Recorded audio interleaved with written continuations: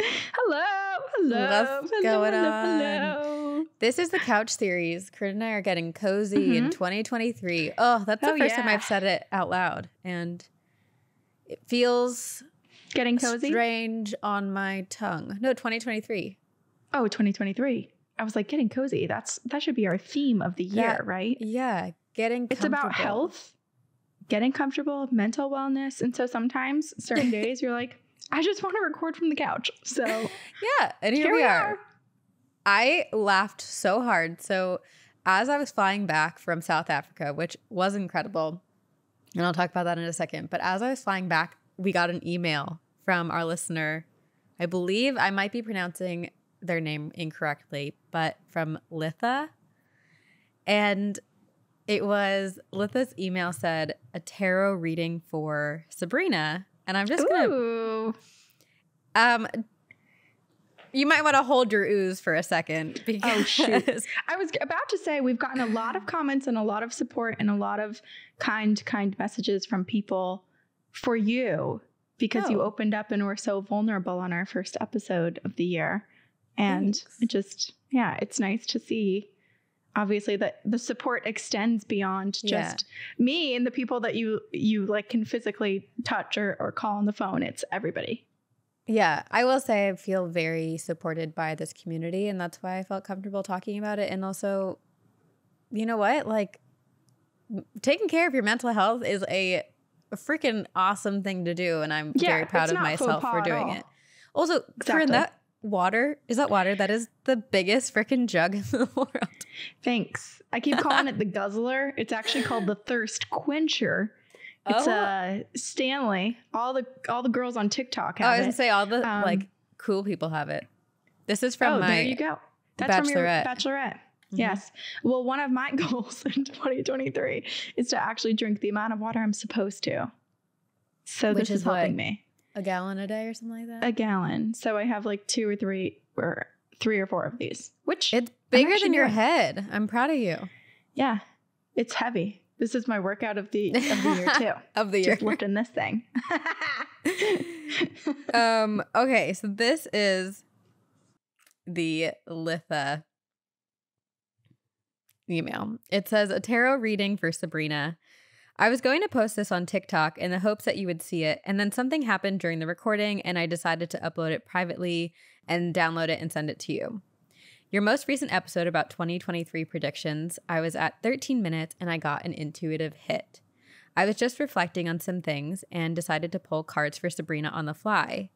And then, I don't know, just let me know what you think. I laughed my butt off after I stopped recording for a good long while, but Sabrina, focus on the last card.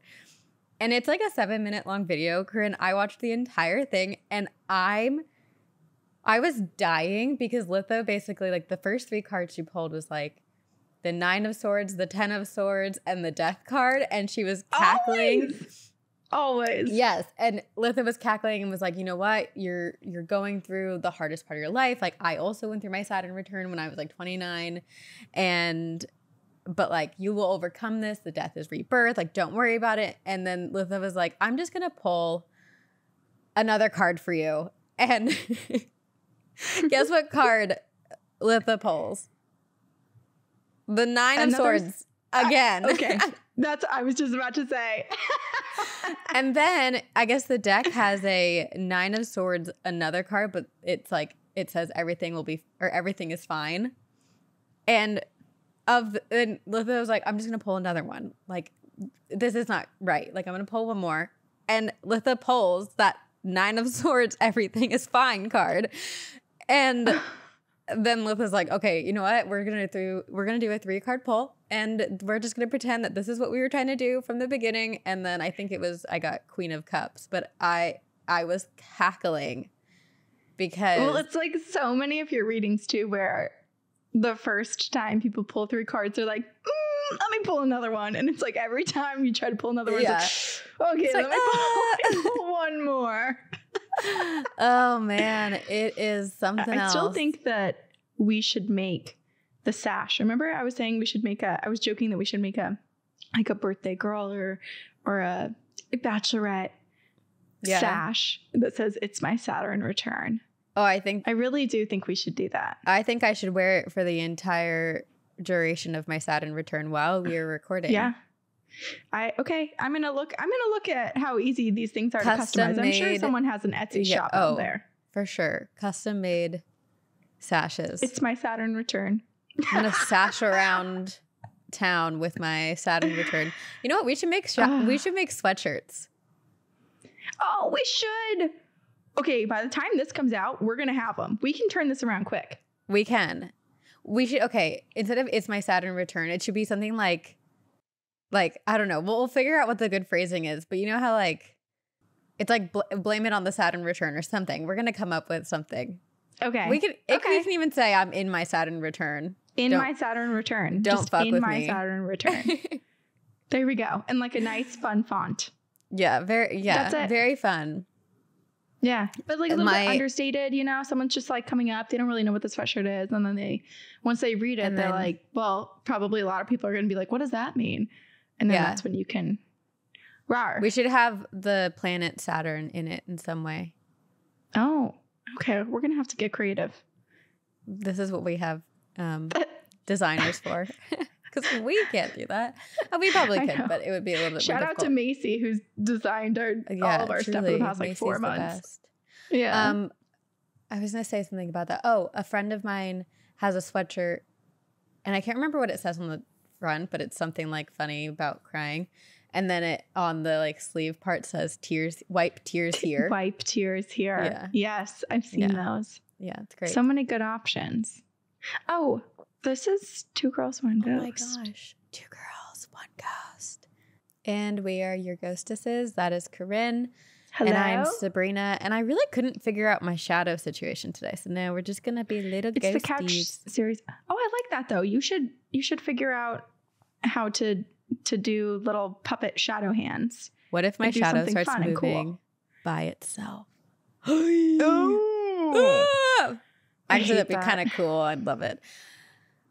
There was a trend on TikTok where like a year ago where it was the audio that went, she must have been out of her head. And it was like really dark sort of script and audio. And people who were amazing at editing were taking videos of them singing the 2 parts, but with their reflection in the mirror. So it'd be like them singing and it'd be like, oh. And then the person, the version of them in the mirror would turn and be like, here we go. It was so creepy, but I loved it. I wish I was good at editing like that. I know. Me too. We're creative in a different way. I know. Like I have the ideas and I'm like, okay, I can visualize it, but in practice, I can't execute. Yeah. Yeah. I'm the same way. Although who wants to be our videographer? A TikTok class? A master class? Having those? A master class for TikTok? Oh, I'm sure there's going to be a marketing on TikTok class in universities now.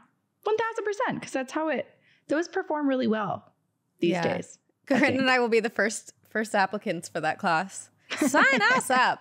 I also wanted to talk about my newfound passion, which is, well, actually, there's a lot of newfound passions. And I told you this, Corinne. Well, yes, but specifically botany and the study of like bees. Yes. Okay, one thing that I learned that this is so fascinating, when we were on the safari, our safari guide, so first of all, shout out to Lion Sands Game Reserve. It was incredible. And Gus and Noel, who were our guides and our tracker. But Gus was telling us that like the trees are so smart and they communicate to each other. And we've talked about this before, Corinne, but when the animals are eating like the leaves, for example, giraffes are eating the leaves off of one tree. The tree is basically like, okay, I'm being eaten, and in order for me to sustain, I need to have nutrients, and like I can't have this animal eat all of my nutrients. So it releases a like tannins to the leaves and makes them taste bad. So the giraffes leave and they're like, oh, I don't like this taste. And they move to the next tree. But the tree that released the tannins basically communicates to all the trees it's connected to saying, hey, giraffes are eating me, meaning they're coming to you next. And all of the trees around it in the like ecosystem start to release tannins so that the giraffes don't eat them. Oh my gosh, that's so fascinating. I didn't know that about the leaves. Yeah. I mean, I know plants do that. A lot of plants will like release some sort of secretion or tannins or whatever it is to make themselves not taste great. But I didn't realize that the trees communicated in that way. I know that when there's a tree that's sick or dying, that other trees will help support it by sending some of their nutrients to it. Unless, like, trees have behaviors. Unless there's a tree that's just been continually selfish and is a bad tree in the ecosystem. Bad tree. And then they abandon. We gotta work together. Yeah, they abandon that tree. And so that might be an old fallen tree that you see. It was a selfish one. And nobody wanted to help it because it was just a good children's book. The Selfish Tree. The Selfish Tree. Well, I mean, it's kind of the giving tree. A little bit. It's like the reverse. Yeah, well, it's about the child is selfish.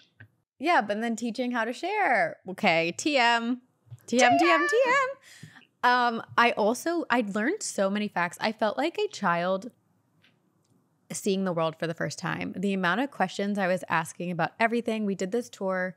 We were staying at this winery called Babylonsterin in the Franschhoek area of South Africa, and it's one of the most amazing, beautiful places I've ever stayed.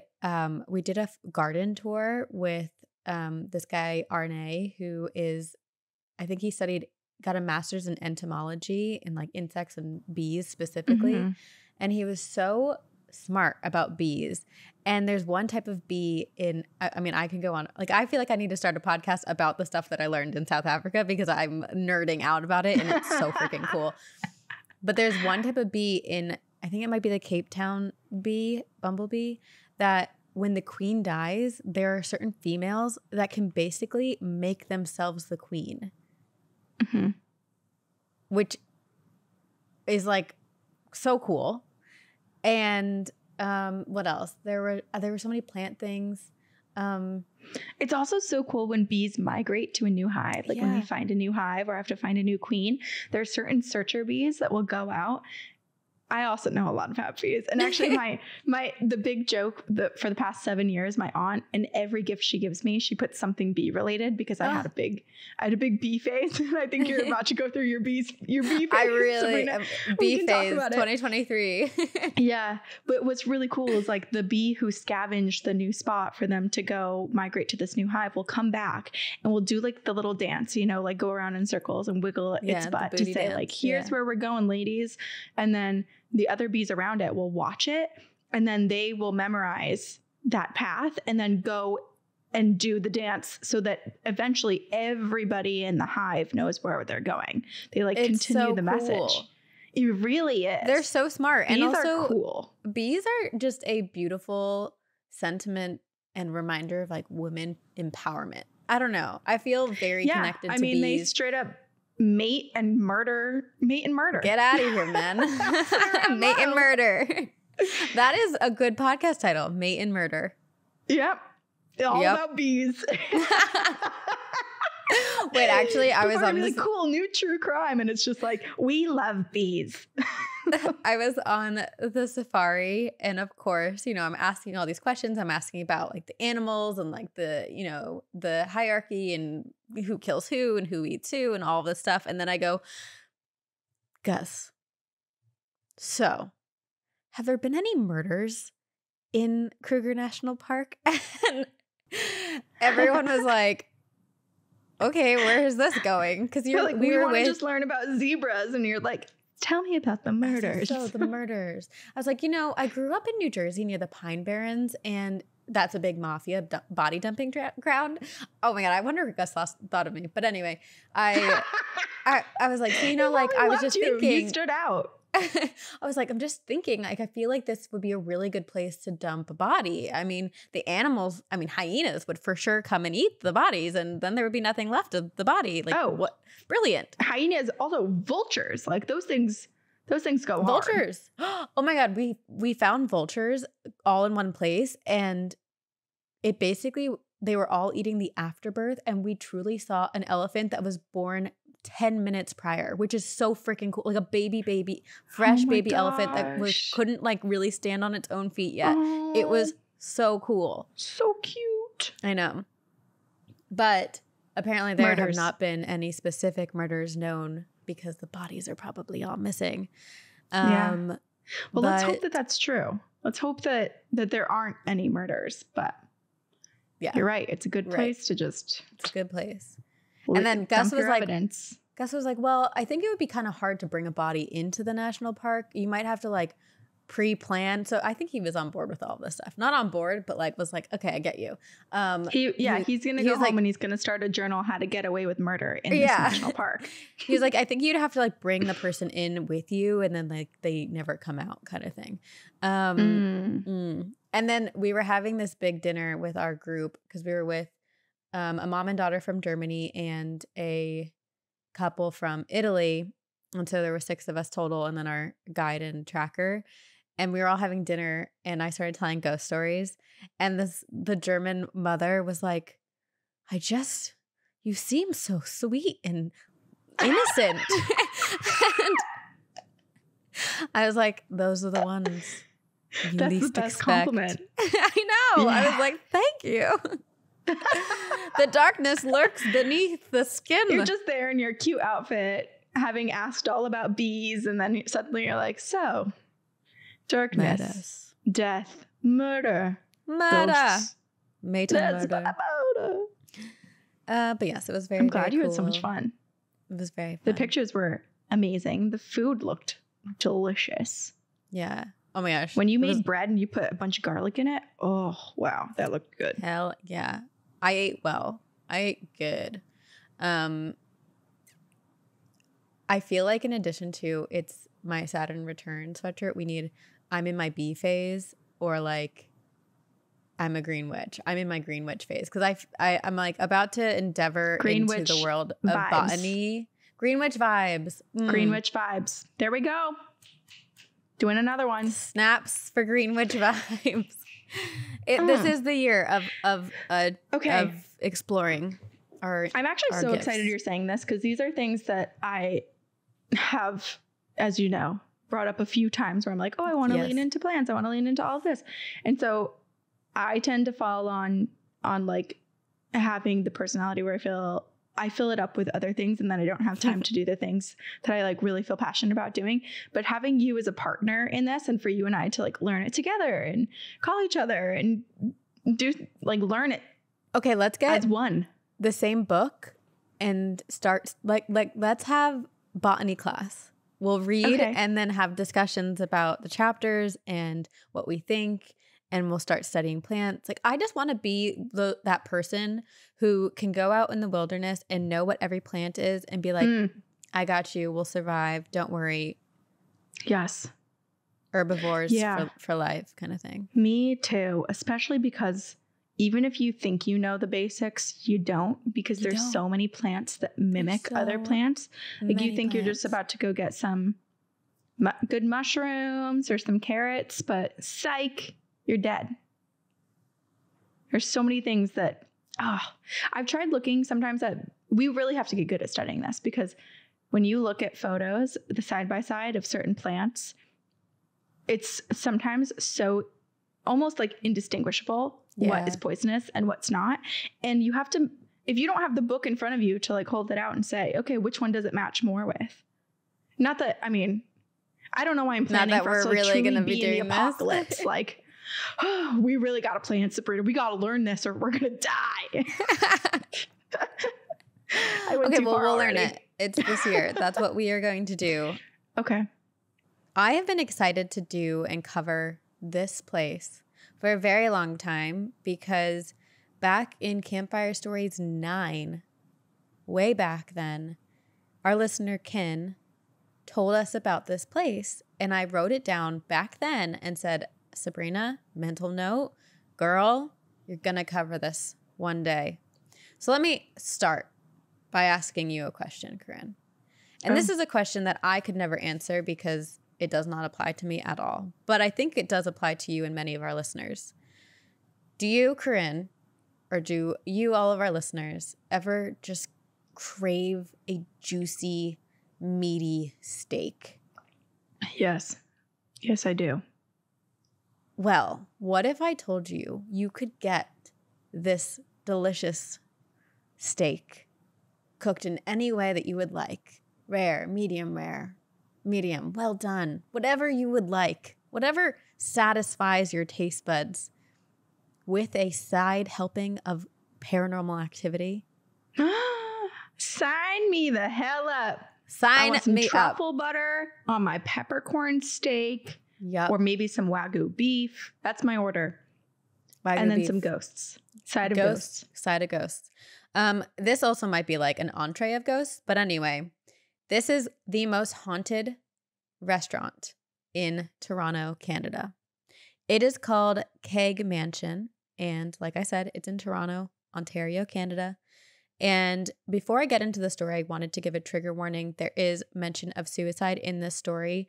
It doesn't come until later, and I will give another trigger warning before I share that part of the story, but wanted to, ahead of time, let everyone know. Also, I would like to take a second to set an intention. Not that the story has any negative necessarily portrayal of entities in any way, but I do think it's important maybe moving forward, Corinne, in 2023, that we set positive intentions as we talk about ghost stories, because as we've learned, and as we've unfortunately experienced in the month of October, sometimes we open up doors that we don't mean to. And so to prevent that from happening moving forward, I would like to take this moment to say, hello, ghosts of the world. It's me, your pal Sabrina, your girlfriend Corinne. I almost said Sabrina twice. And we love you. The Sabrinas. It's the Sabrinas. This year, my name is Sabrina. That's just how it's going to be. This is what the problem with me, like, finding self-worth and confidence. It's like everything's about me. As it should be. Because for so long, I'm not going to go off on a tangent, but I'm here for it. I support this. Thank you. Okay. We love you. We appreciate you. You do your thing, but don't do it here. This is our safe space. Oh, I feel like I'm doing that. This is my no-no zone. Hey, this is my no-no zone. Please do not join into this zone. Ghosts, we love you, but this is a safe space, positive space. Nothing dark is allowed here. And we are badass, strong-ass women, so don't mess with us. Yeah, we're basically bees. So if you mess with us, buzz off. That was good. Buzz off. So buzz off. Okay. That could be I love myself. That's what we say in our B phase, and then on the sleeve it says buzz off. We are entrepreneurs. We're gonna start a fashion line. God, I love us. Okay. Confidence. Yay. I have not slept in a long time. Okay. Jet lag, baby. The Keg Manor is tucked very nicely into downtown Toronto. It is a gorgeous manor that I would absolutely die to live in.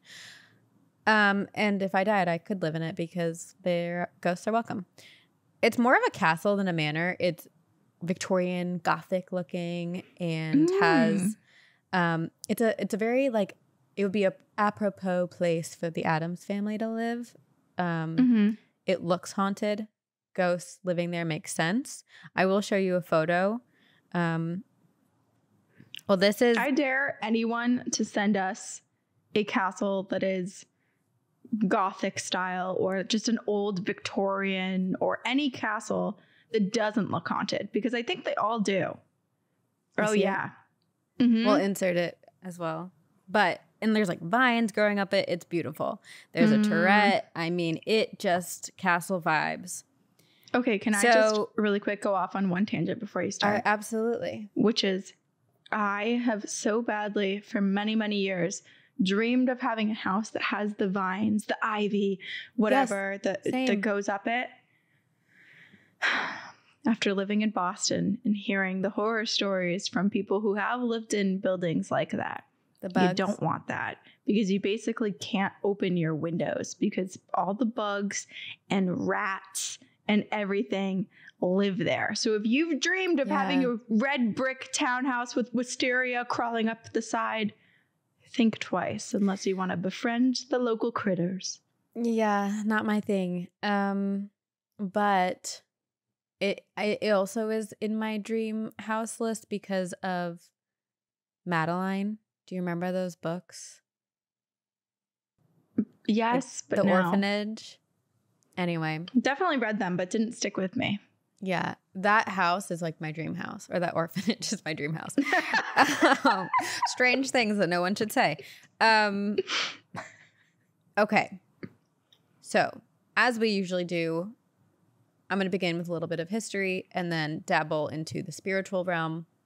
I guess a little less of a dabble and more of like a plunge feet first into the paranormal. The Keg Mansion was originally built in 1867 by Arthur McMaster. It was Jarvis Street, which at the time was one of the wealthiest parts of Toronto. It was just like oozing money. It was a showy display of riches. There were manors, mansions, castles. It didn't look anything like Toronto looks like now. It was very much more of a wealthy, somewhat suburbia, if you will. Okay. There was a lot more land in Toronto at this time. It was not occupied by the towering buildings that currently exist. This manor was built upon many acres, and the landscape was a vital part of the home. So there were large gardens, lots of flora, lots of fauna, probably lots of bees. It was a thriving environment and beautiful. And it was built as a residence with a casual 26 rooms. 26! It had 17 fireplaces, a stable, and a large carriage house. And I feel like, and this is a nod to you, Corinne, because I feel like you kind of started to do this, and this is a cough, cough, please continue to do this. I really need a Zillow Gone Wild for haunted manors because I just love looking at the interiors of all of these beautiful places. And I know when I started, I did 2 and then I stopped. I know. And when I hear 26 26 rooms, I'm just so curious. What does one do with 26 rooms? Like one guest bedroom, I totally get. I'm on board. But what I don't know that I would know what to do with 26 rooms, let alone how do you furnish 26 rooms? And picture this. Okay. It's a dark and stormy night. Okay. And you hear a noise from within your house. You don't just have a few rooms to check to see if you're safe. Yep, you have so many. And how, after checking all those rooms, do you even know that you're safe in the end? Because what if somebody slipped past you or hid in another room while you were checking out the other room? Like, it's just, unless you have an awesome security camera in every single room, I would be shitting myself if I lived in a house that big. I'm terrified in my little apartment, 1-bedroom apartment. I'm terrified. I would not do well. Yeah, I would need security, like cameras in every single room. Gosh, I would be scared. Same. Lock myself in 1 bedroom. So we're the worst people to be doing a ghost story. I know. We're so people are probably like rolling their eyes at us, like, "What are you even doing?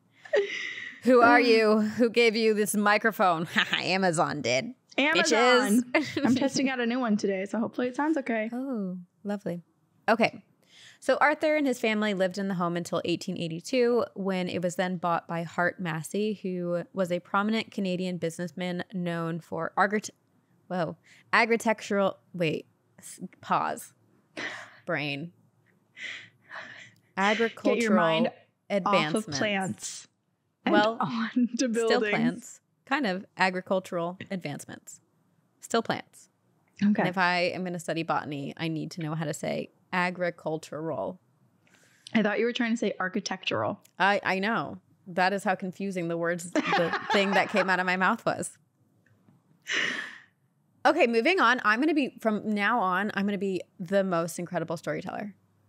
Knock on wood. Okay, so Hart and his wife were previously living in Cleveland and decided to mosey on back to Canada. And they saw this beautiful manor, which at the time did not have a specific name. and they saw the 26 bedrooms and they were just tickled pink and decided to purchase the home. And the Masseys became one of the most influential and prominent families in Toronto, Canada. Canada's first ever concert hall was actually named after them, Massey Hall. And they also added to the home. So they basically castleized the house is my terminology that I came up with. Like they added the turret, they added the veranda and the greenhouse. And then the home was inherited by Hart Massey's daughter, Lillian Massey. And Lillian was a goddamn boss woman. Or as my new favorite song, A Witch, a woman in total control of herself. And keep in mind, it's late 1800s, early 1900s. And Lillian is the keeper of the home. She handles all the finances. She handles literally everything, the entire estate of this home, which was very rare of the time. And so a lot of people were questioning, why does Lillian get to do this? She also kept her last name and just like added on her husband's last name. And her children took her last name. And I'm like, boss, hell yeah. Wow. I just love it. Yes. You don't often hear stories like that. No. From that time period. To each their own. Like everyone can do what they want. But I just think it's awesome. I think that's great. And she demanded respect. She was like, I know my worth. I'm on the Lillian Massey journey right now. That's my new sweatshirt. I was just gonna say, I'm like, too many. Our collection is huge. It's never ending. A new one for every day. Every day of the week, we have a different one you can wear. I am also in my oversized sweatshirt phase, so that's another one. Okay, so snaps for Lillian because she's a boss. She is accredited with naming the manor Euclid Hall, and that's what it went by. What is it? Euclid Hall. EUCLID Hall. Okay. Her children went on to carry the Massey name. Vincent Massey was the Governor General of Canada in 1952 and helped establish the National Library of Canada and the Canada Council of Arts. Snaps for, what is his name? Vincent. And then Raymond Massey was an Oscar-nominated actor, and he played Abe Lincoln in the 1940 movie Abe Lincoln in Illinois. Snaps for Raymond. Snaps for the Masseys. Macy's? Masseys. As time passed, Toronto naturally became, like, as we know, it's, more of a bustling city, and it attracted a larger population, became a metropolis. These, businesses were flooding this city, these buildings were being built, and it just simply was too crowded for the Massey family, and they decided to move outside of the city. And in 1915, the manor was gifted to the University of Toronto's Victoria College. It served as a radio station, an art gallery, a restaurant called Julie's Mansion, and was home to the Bombay Bicycle Club. And then the building was sold and the grounds were pretty much demolished. And this makes me so, so, so sad because the greenhouse was demolished. And now basically right in front of the house is a gas station. And I'll show you a picture. Ugly. So, I know. It's basically disappearing into the urban jungle. So you can see. Let's see if I can hold this with one hand. Oops. That's the gas station in the manor you can see behind with the big That is so depressing. I know, it is sad. There's some photographer, and I can't remember the name of who it is, but they basically did a photography project where they did that. They took historic photos of beautiful buildings like the Keg Mansion or Manor, whatever it's called, and then showed what it looked like then and what it looks like now. And you just so much character, so much charm, all ripped away because of the 80s. Curse all the buildings from the 80s and 90s and 70s. God, I hated that period. I will say that for the most part, the manor has been restored and also just maintained, which I think is great. It's just now it exists inside this big city and it just, it doesn't have the same charm as it once did. Right. So we were snapping for the Masseys. Okay. Gas station. So basically the home's starting to slowly disappear within the urban jungle, a piece of history fading into the past. In 1976, the manor was purchased and the interior was significantly remodeled, and it opened its doors as the Keg Restaurant and officially was renamed the Keg Mansion. The Keg, I didn't realize this because I just didn't know this. The Keg is pretty much a chain restaurant that exists in Canada and some parts of the United States. It was founded by George Tidball in 1971 in North Vancouver, and his mission was to elevate the everyday for their guests by surrounding them with great food and good times, and they became synonymous with the phrase, see you tonight. Like, see you tonight at Keg. Wow. They were a big deal then. Yeah. To say, see you tonight. You just knew and then where everyone that knows would be. Where you're. Wow. I would like to go there and have an elevated experience as a guest. Yeah. I think we need to venture up to Canada. Yes. I think there are some in the United States. I'm not sure where. It reminds me a bit of like Houston's, like that chain. I don't know. I don't even know what that is. It's like an upscale chain. It's like not quite TGI Fridays, but it's not Texas Roadhouse. Or is it Texas Roadhouse? I don't know. I've never been. I don't even know what Texas Roadhouse is. Clearly, if we can't find something we both know. Quick, name every chain that you know. Oh gosh. Welcome to Chili's. As someone who worked at a TGI Fridays, I think of like that is my frame of reference for restaurants, and I know that that's probably not. I didn't know you worked for one. I did. I was in high school. In high school and summers, like during college, while I went home. How did I not know this about you? Because I probably didn't want to share that with anyone. No, it was. I really liked it. Although the person who trained me got arrested on the job because she was stealing money from the store. Were you there when it happened? Yes. And when she trained me, she basically told me like, hey, do this, like you get more tip. And it was what she was doing and got arrested for. And I'm glad I did not listen to her. Yeah. Anywho, back to George and the Keg. So George, who was the owner and started the Keg, basically sold out in the 1980s because like money, you know. In the 1980s, this was also just fascinating. And I thought it was really cool. The Keg established what has become a tradition known as the Keg Cup, and it's basically an all-staff drinking Olympics, which I think is so fun. What? Yeah, like every location. I think so. I couldn't find. I was trying to find specifics, and I don't know. I did end up finding an article or like a review of the company that said something about people getting drunk, and it was maybe not a great situation, and so perhaps they put a kibosh on it. I don't know. Yeah. On the Keg website, though, it still says that like the Keg Cup is a tradition. So I don't know.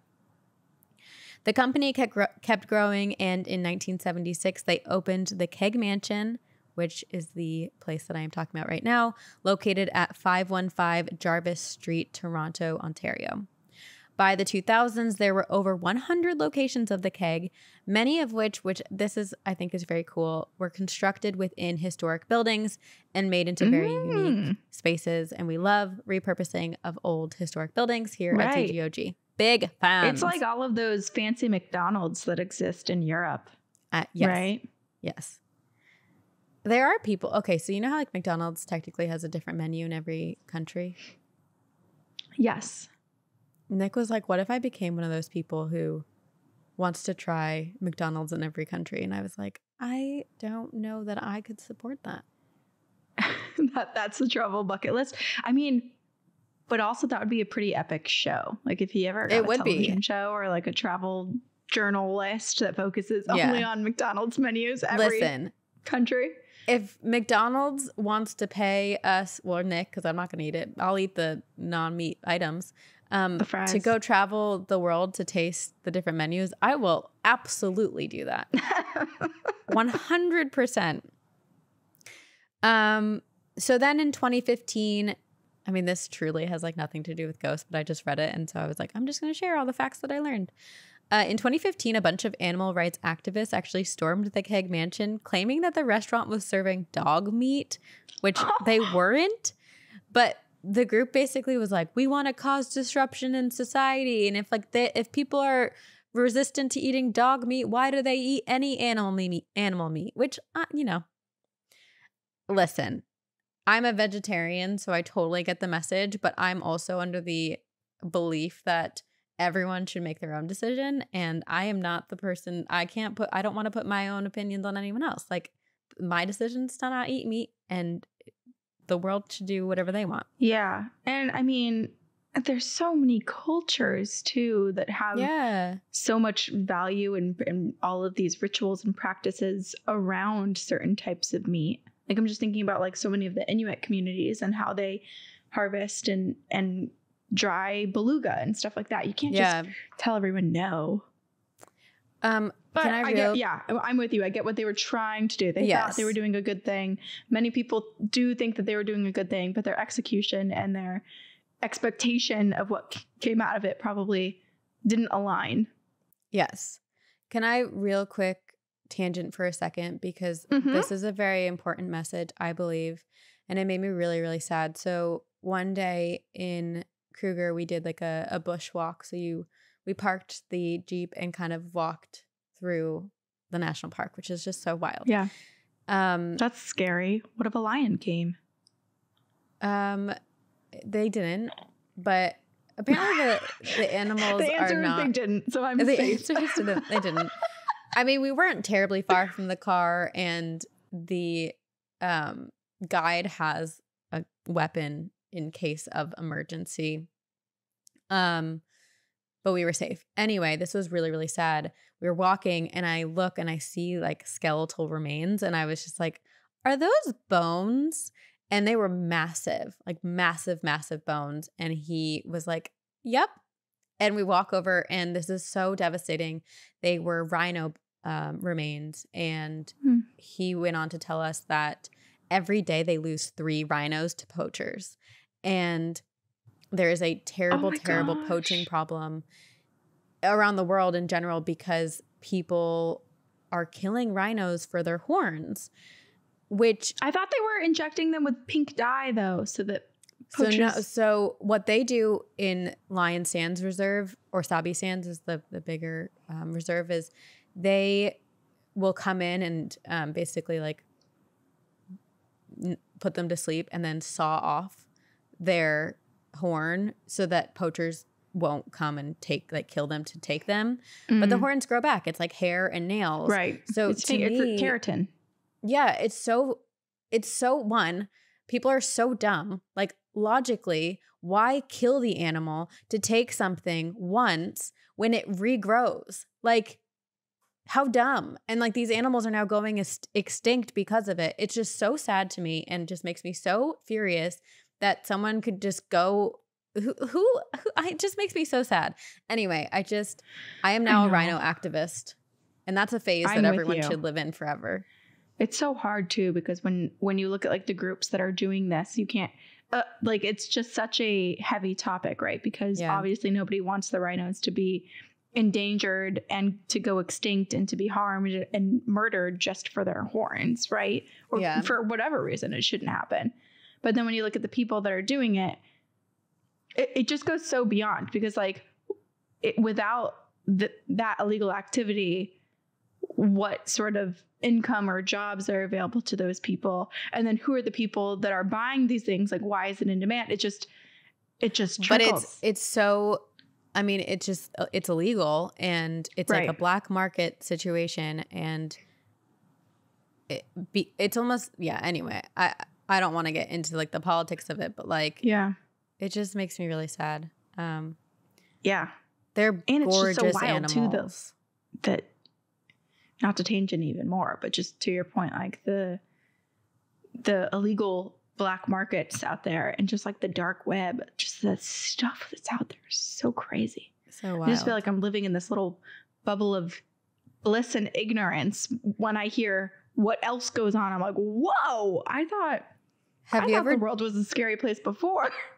I know. Have you ever just Googled the dark web? When I first learned about the dark web, I was like, in high school, how do you find the dark web? And probably so I like Googled the dark web library computer. They're like, why is CVN, who's in this looking class at the dark web, Googling the dark web. How do you find it? How do you find the dark web? It. I don't know that I want to find it, but I want to know how to find it just because I'm curious. Someone let us know. And also, like, let us know why you know that. Anyway, so that concludes the gore portion of the episode and leads us into the ghost section of this episode. Like I said, the Keg Mansion is the most haunted restaurant in Toronto and is known to be haunted by Lillian Massey's beloved maid. Okay, so this story is a little bit of legend and lore. I don't know the truth of it, but I will tell you as it is believed. Lillian Massey was quite fond of her staff and they of her. She treated them really well and just, it was a very symbiotic relationship. So when Lillian fell ill in 1915, the staff took it very hard and they were worried sick about her. On November 3rd, 1915, a doctor declared Lillian Massey's death and said, "She's gone." He spoke those words, and in hearing them, one of Lillian's maids' hearts broke, shattered. She was so wrought with grief that, and here is the trigger warning for suicide, that she apparently walked out into the main hall, up the stairs of the vestibule, which today is near the second floor bathrooms, and fashioned a noose and then died by suicide, and the staff later found her near the grand staircase. So there are a couple legends and beliefs in terms of why this maid was so overcome by Lillian's death. Some just say that she loved Lillian as a friend. Others say that perhaps she was having an affair with one of the married Massey men and was worried that it would be revealed with Lillian's death. The biggest hole in this story is actually the fact that Lillian Massey did not die in the Keg Mansion. She died in Santa Barbara, California. Oh. So either this is completely legend and lore, or perhaps the doctor still called the Massey Manor and said Lillian has passed. I don't know. Right. I don't know. Do we know what she was doing in Santa Barbara? Because that is quite the distance from Toronto. I did not look into that specifically. She was a traveling woman, right? Yeah. She had things going on. 61 when she passed away. Oh, that's so young. It's 1915 though, so different time. But yeah. Regardless of what the story is and what the truth of the story is, the Keg Mansion is haunted by a female spirit. While her identity cannot be certain, we can be certain that good times and good food is not the only thing that is served at the Keg Mansion Steakhouse. There is an off-menu item of ghostly hauntings, and whether you order it or not, you'll likely be served a healthy helping of it. There are countless customers and staff members with personal paranormal encounters at the Keg Mansion. Staff will see a spinning object moving towards the grand staircase. They call it the glimpse because so many people will get a glimpse of it, and then when they turn to look, they don't see anything. But the people glimpse. Are convinced that it is the spirit of Lillian's maid and perhaps still like her residual energy right after her death. So it's not a scary haunting, just one that people experience, just yes, and perhaps sad. A glimpse of someone's spirit. Yes, sad how she passed, absolutely. And sad with whatever she was going through that we don't quite know fully the backstory. Yes. In 2015, Vice spoke with the general manager, Jen Anthony. I don't know if she's still the general manager, but Jen shared what it was like to work in Canada's most infamously haunted restaurant. She said basically at the time of this article that she was just dealing with this massive incident, as she called it, at the restaurant, where they were fixing the ventilation and smoke just completely filled the entire restaurant. And she was certain that it was caused by the spirits. Like, I guess whoever was installing or redoing this ventilation was like, I cannot figure out what is happening to cause this. And Jen was like, it's the spirits. Like something paranormal, supernatural is at work here. Oh, it makes me think that they were trying to appear in the mist, Like all of the ghosts just appeared as smoke. There were just so many. Yeah. All huddled around. Like, what's going on? What's this? What's being worked on? What's happening? Well, I only say that because in the Omni Parker house. Wait, no. Union Oyster House. There was Yes. a fire, and then there was a bunch of smoke that filled.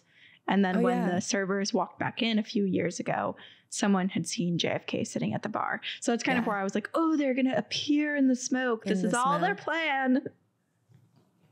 That's actually cool. Well, not the smoke part, but that ghost can just like use smoke to appear. Mm-hmm. So in addition to the sightings of the maid by the staircase, there is the haunting of a little boy on the stairs. And it's interesting. There's two different experiences with this little boy. Some people customers who come to the Keg Mansion who have children have the hardest time leaving because the kids will be playing with the little boy and they'll be like, Mom, I cannot leave. I want to stay with the little boy. Like, he's lonely. I want to keep playing with him. But then there's the opposite side of the coin where some families, their kids will come running up to the table in the middle of dinner, so terrified and like, we have to leave. I don't want to be here. The little boy is scaring me. So I don't know, maybe the little boy is like any kid. He has some people he likes and some people he does not. And when he does not like those kids, he is mean. There's also a part of the staircase that apparently just falls off without any reason and will come very dangerously close to hitting people who are standing nearby. And Jen said, luckily no one's actually been harmed, just spooked. But Jen said that they replaced this specific piece of the stairwell. And a year later, the exact same piece fell on the exact same day. So Jen was like, what piece is it? I want to know where this thing is, where it came. I think it's like, there was some description. I couldn't really visualize it, but like, I think there's like the railing up the grand staircase and there's like these spindles almost like underneath the banister. Oh, okay. My theory was perhaps that this, if it's connected maybe to the maid's death and this part of the stairs broke when she had died. And so every year on her anniversary of her death, it happens. Yeah. That would know. make sense. But that's so sad. It is. But don't worry, Corinne. The creeps do not end here. If you want a real scare, just go to the bathroom. Oh, no. The women's restroom upstairs is apparently very creepy, and there's said to be a creepy lady in there. Jen personally said she has not seen anything, but at least back in 2015 she hadn't. But she said there's definitely an unsettling vibe in that bathroom, as if you're not alone.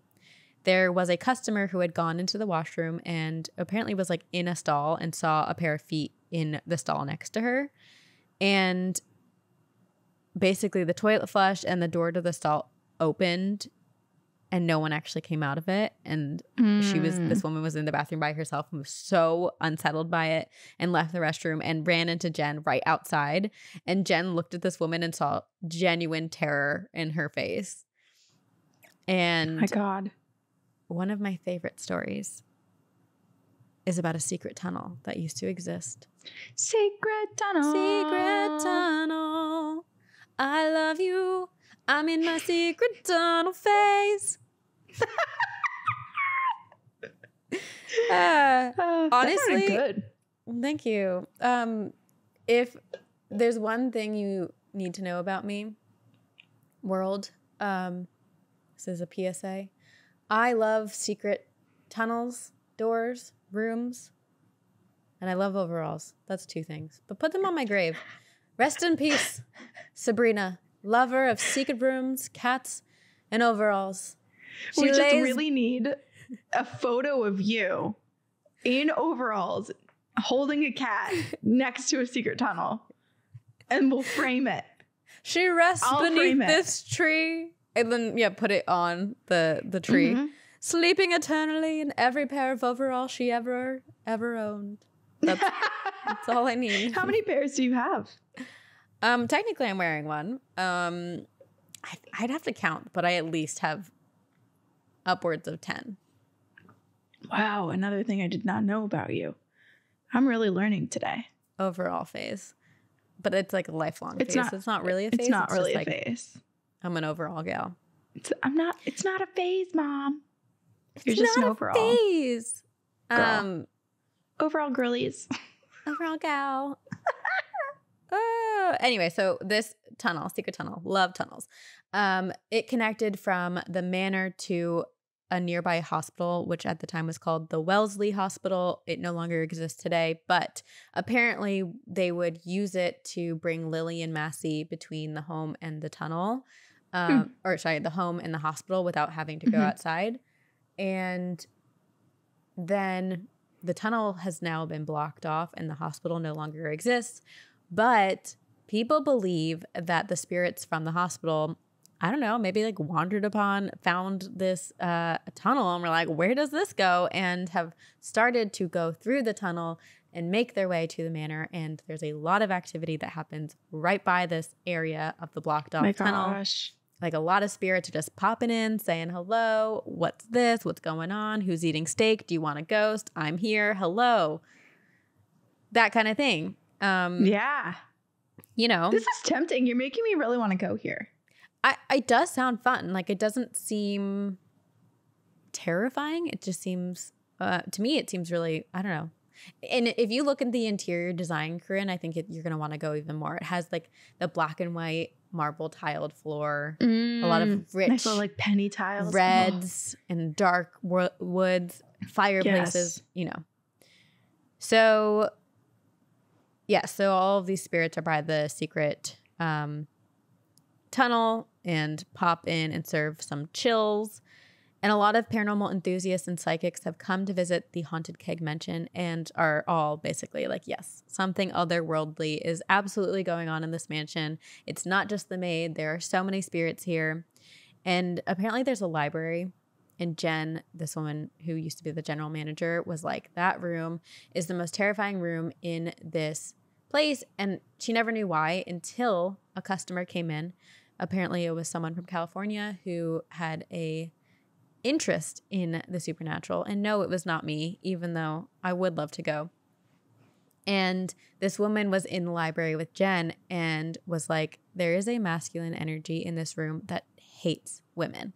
And Jen's like, that's why I'm so uncomfortable in this room. That's just even more proof. But well, I guess we don't really need proof. We know that this exists with like animals and people, like the intuition, the animal instinct, all of that.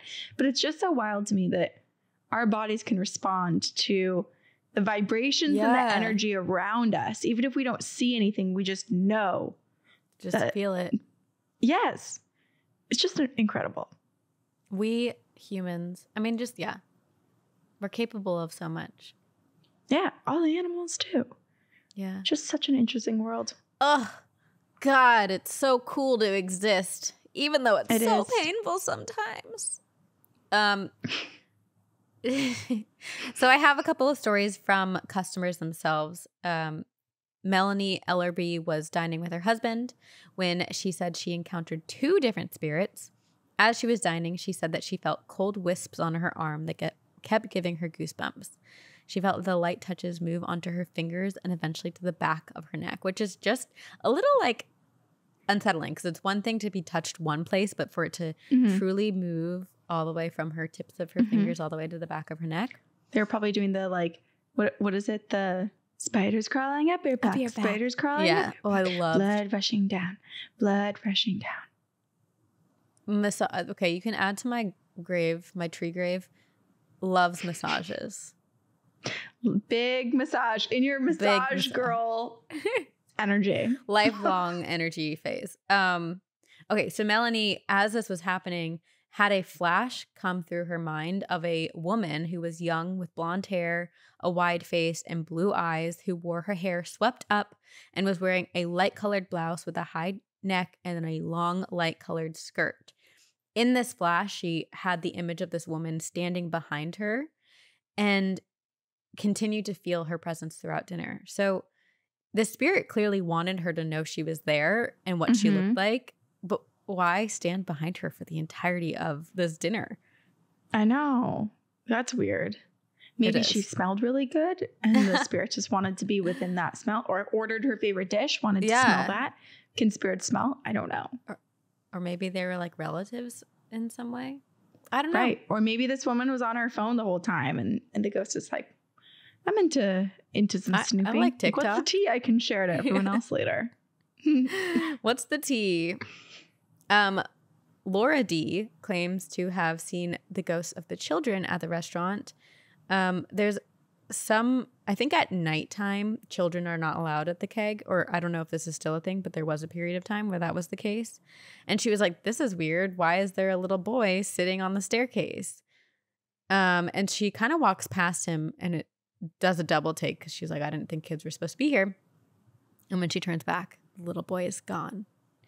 Oh. During another visit, Little Laura ghost boy and her friend were at the second floor bar when they both heard the creepy sound of children running down the stairs. And when they looked to see, there was no one there. I love how you described it as the creepy sound of children running down the stairs, because there's probably so many people who, when they hear children running, they're like, "Aw, how sweet. They're enjoying life and they're playing." But we're like, it's creepy. Children moving about. Children laughing. How horrid.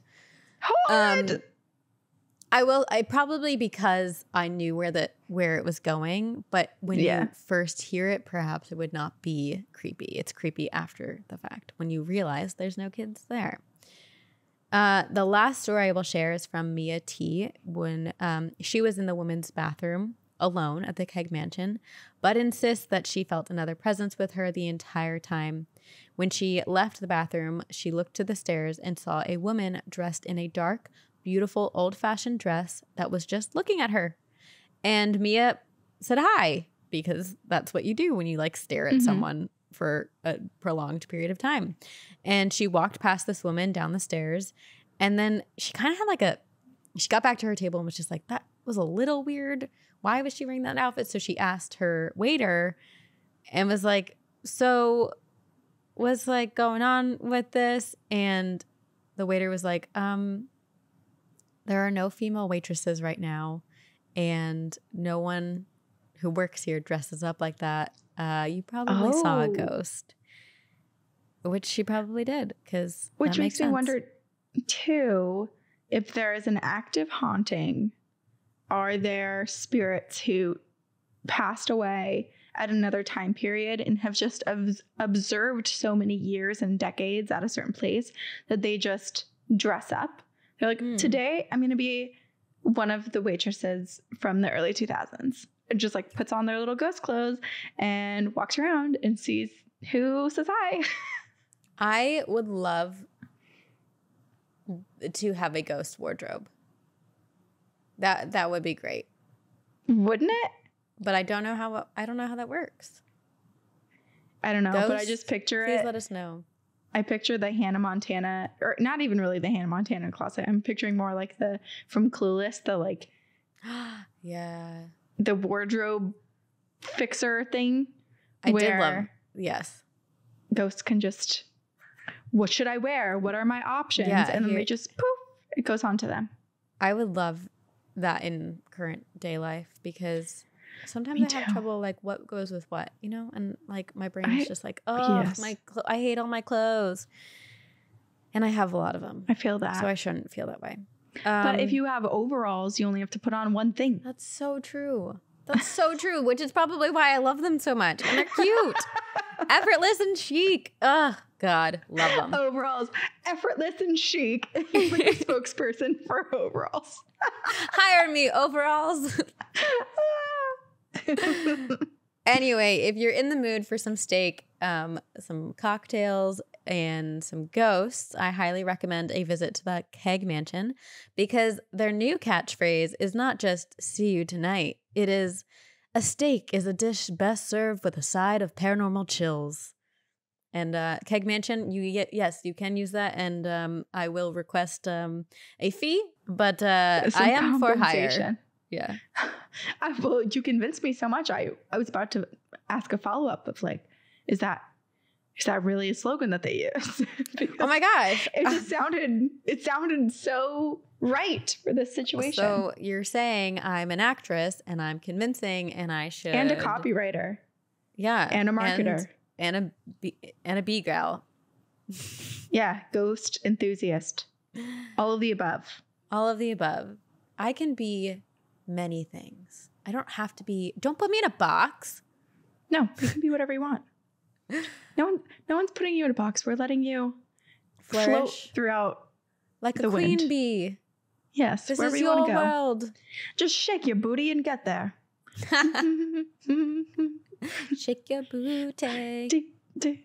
That's actually a good thing we should take from bees, you know? Like when you want to change, when you just want to go somewhere, or when you want to have your friends over, or for them to come on a journey with you, just shake your booty. Just shake your booty.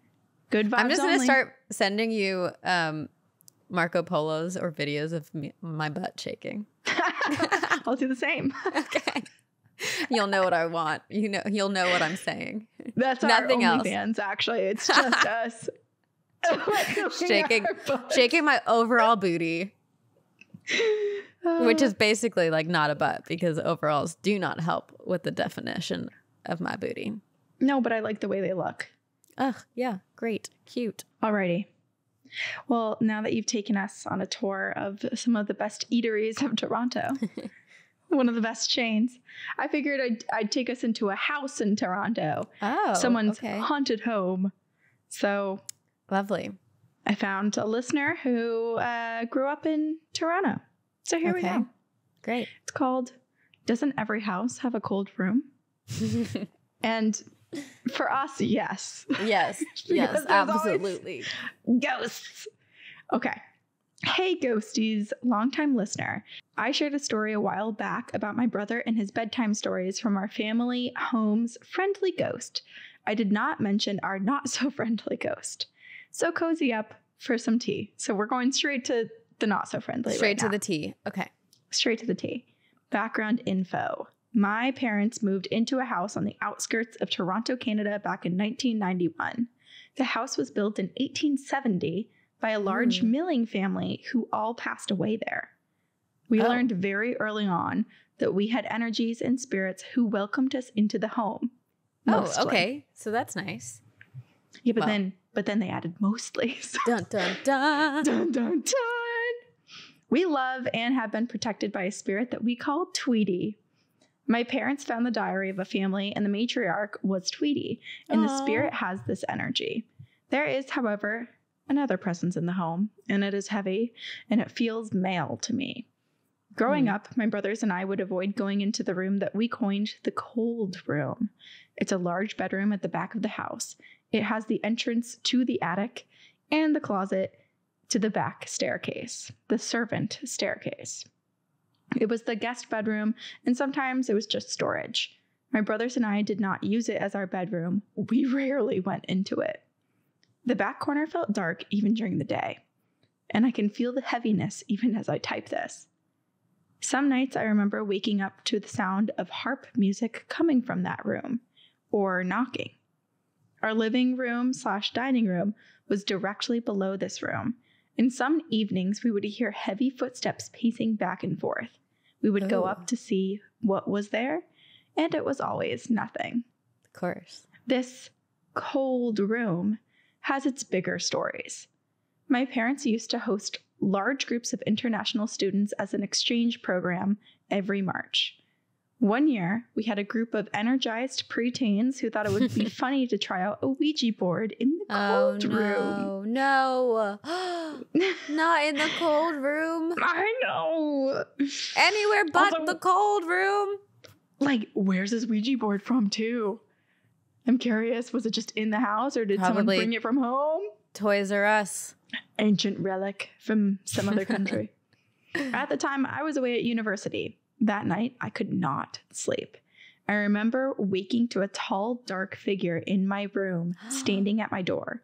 I thought it was my roommate's boyfriend, and I literally said, "Perry, go, I'm sleeping." I called my parents the next morning, and they told me what had happened. My mom told me that it was as if there was this battle happening in the house. The second the kids started to play, doors slammed closed. It was like a scene from a movie. My mom was downstairs by the front doors with one of the teachers, and they both got knocked over by a wind / energy. Stop. The knocked front over. door opened and then closed. My mom called our friends immediately and got the house saged and blessed that very night. One more story about the cold room. This one freaks me out the most. After my grandma passed away, we moved my grandfather into our home. He was 95 and his room was the cold room. Oh, poor grandpa. Poor granddad. Why should you do that to him? After a year, Granddad started telling my mom and I about his visitors. We thought nothing of it at first because he was showing signs of dementia. The stories kept coming. He came down and said, "Do you know who that dame is in my room? She's holding on to that baby and I'm not sure it's alive. She keeps offering me a sandwich." Now this sat differently. Tweety spoke in her diary of having a stillborn child. Oh. And the way my granddad described the dame, I have chills. I'm pretty sure it was Tweety. Oh my gosh. The second my granddad went back upstairs, my mom and I looked at each other with wide eyes. The next time my granddad came down, he said, "That man won't stop staring at me." I then asked him, "What man?" And he replied, "The man who sits in the corner." Nope. Granddad ended up in a retirement home not too long after, and he passed away a year after that. I stayed in the cold room with my 2 young sons while our house was being renovated. The first night, I had eyes on me, and we all know I saged that shit hard. And despite that, I felt it. Not super strong, muted almost. The scariest thing happened during the day. I laid down with my 8-month-old and my 4-year-old to have a nap. I turned off the iPad that we were watching. It was a show about a ladybug superhero. Oh, we all fell asleep until I was awoken by the theme song of the show that we were watching that I had 1000% turned off. The boys would not sleep if it were left on. The iPad turned back on by itself. No one was home. I called my husband immediately and said I would not stay here another night. We were supposed to go home the next day, and he came early. So that's my cold room story. Thank you for keeping me entertained and company during my momcations away from home, aka the grocery store. See you on the other side, Shar. Okay. Shar. There's so much happening in this cold room. Oh, I don't even know where to start. Okay, let's start with the Ouija board experience. Mm-hmm. It sounds like, so much energy was just like buzzing through that room. But it almost feels like all of the ghosts that are in the house were like, "Get me out." And they all like swarming out of the house while this dark energy was coming in. Right. Yeah, you're right. It does kind of feel like chicken with a head cut off sort of energy. Like opening doors, closing doors, getting out. Right. Well, that's what's confusing because it does kind of feel like poltergeist energy with like the being knocked back with the wind and the slamming of the doors. But the fact that the front door opened as if something went past it and exited, it makes me curious who or what that is. Who needed the opportunity of a Ouija board to somehow, I don't know, like strengthen them, or what does the Ouija board do? Or what did it do in this moment that instigated this amount of chaos and for a spirit or maybe multiple spirits to seemingly leave? Or was it a bunch of spirits entering? Yikes.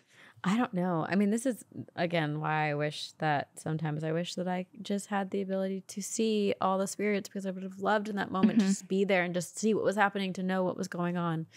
Oh, okay. Normally you're the one that with the Harry Potter references, but I have a thought. I would love to hear You're going to have to fill it in though, because I have limited information when it comes to Harry Potter. But you know when at the end when they do like the big battle and it's all of Hogwarts and they're like, people are dying and they're trying to fortify Hogwarts. And then, what's his name? Voldemort, the one who shall not be named. And which is also the other what my mom, Draco's parents. My mom calls her ex-boyfriend Voldemort. Voldemort. There we go. And you dressed up as him. So there we go. Sorry. But it's reminding me of that, where it's like, what if the Ouija board was basically Voldemort coming, like it was the opportunity for darkness to come in. And so all of the spirits of the house were like, assemble, and they were all slamming doors shut. Everybody had a role. Someone was out in the yard like waiting for some darkness to come. Like they were defending, like they have house. It's kind of like when you're growing up, your parents put together like a fire escape plan. The ghosts have a Ouija board plan that they put into action immediately. Yes. Yes. I love that idea. I feel like this Ouija board unite. Ouija board unite. Especially with someone like Tweety in the house, right? Like she's the matriarch. She's got a plan for everything. She's Tweety, like, we are not going to have bad vibes here. Tweety holding the baby, and for Char's grandfather to be like, I'm not quite sure the baby's alive, is so heartbreaking, because that means that Tweety was just like clutching this poor child and so heartbroken. And the fact that Tweety, while doing that, is offering a sandwich.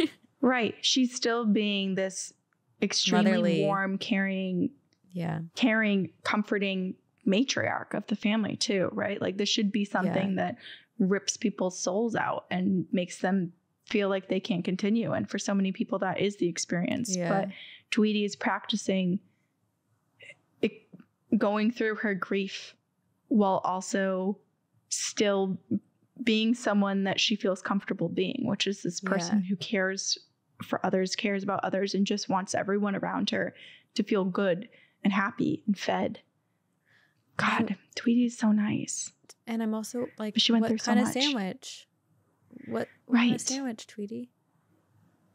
I would love what kind of sandwich do you want? Because I'm sure she'll make you whatever you want. A ghost sandwich would, that's fascinating. And then this dark entity that's in the cold room, I'm curious if it's related to because it sounds like a lot of people did die in this home, and perhaps not everyone in that family was positive and good, and maybe someone crossed over holding on to a lot of grudges and built anger and resentment, and that's why there's that dark energy and just sits there and stares a bit callous and maliciously. But or is it just because there's so much paranormal activity in this home and it opened up this space for something negative? I don't know. Maybe that's why when the Ouija board, what if there was some darkness that had come in the first time someone played a Ouija board in this house, and they don't know when that was because the house was built in the late 1800s, and they didn't move in until 1991 or whatever the date was. Yeah. So what if this was the plan of the spirits, which was like there was this one dark entity, and they were like huddled up together, whispering without him, being like, next time the portal opens, we're getting rid of him. I love to think what if that was it? They were all slamming the doors. They're pushing him out, shoving him through the front door. Out you go, I would love to think that. The only part that makes me think that that's not the case, or that they didn't succeed, is that Char later did stay in that room and still felt eyes on her. Yeah. Yes. Said negativity. Though the show turning back on, I almost view as like a child spirit being like, I liked that show. Right. Like, oh, what's this about? It's a bit more pleasant. And that doesn't, I mean, I'm sure it's scary in the moment, but hearing it, I'm like, it doesn't feel or sound malicious, in my opinion. It also could be Tweety, right? You know, like a motherly figure who sees how much the children enjoy watching the show, and then not realizing that the iPad was turned off. It's like, oh, let me put it back on for the kids. Yeah. Also, hey, give children's show credit. Kids shows are delightful. I don't even know what's on these days, but I'm looking forward to watching them in the future. Because I feel like a lot of people, I know that there's Bluey, because I see that. Yes. What's people the truck talking one? About that. The what? There's like trucks. There's a truck one that people really like. Oh, I don't know. And then there's what's the pig one? I don't know. I've seen like clips of them with Jill Peppa Pig. Peppa Pig. I've seen like little clips from being around Abby and Kate. But yeah. But then it's like part of me also wants to watch the shows from our childhood, which you know, there were definitely episodes of Arthur and Wild Thornberrys that should not have been appropriate for children to watch. I'm still scarred by some of them. They're so scary. Yeah. Teletubbies terrified me. Oh, Teletubbies. So did Barney. Barney, also scary. Nightmare inducing. But Teletubbies was extra freaky to me because my dog growing up, Wrinkles, would never, ever acknowledge technology, look at the TV. There could be dogs barking on the television. He wouldn't react. Like the TV wasn't there. Oh, okay. If the Teletubbies were on, sitting, watching. I'm like, oh, what kind of like alien like hypnosis mesmerized? thing is this? Oh, mesmerized. Wrinkles. So I'm like, what are did you know? A Teletubby reborn? Like, did you come from Teletubby world? Teletubby world. Is this like an ET phoning home situation for you, Wrinkles? Interesting. It was weird. But I really want to drink that pink slime that came out of their slushy machine. Oh, I want that so bad. I don't think I remember that. My goodness. Oh, it stuck with me. Google that. It's good. And then I'll also Google the dark web and let you know if I find anything. All right. Well, make sure Until to then, put on your VPN. Don't let anyone know what IP incognito. Yeah. Incognito browsing. Until then, everyone, please email us your, I don't know what, until when, I don't know. But until next time, email us your paranormal encounters. If you've seen any spirit, if you have experienced anything paranormal, cryptid, alien, just email it to us at twogirlsoneghostpodcast@gmail.com. We can't wait to read them.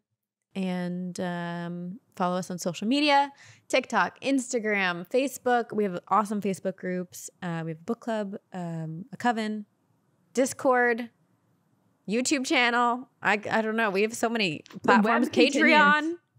There's My so gosh. much. We're taking over the interwebs. Yes. Gotta love the internet. And we love you.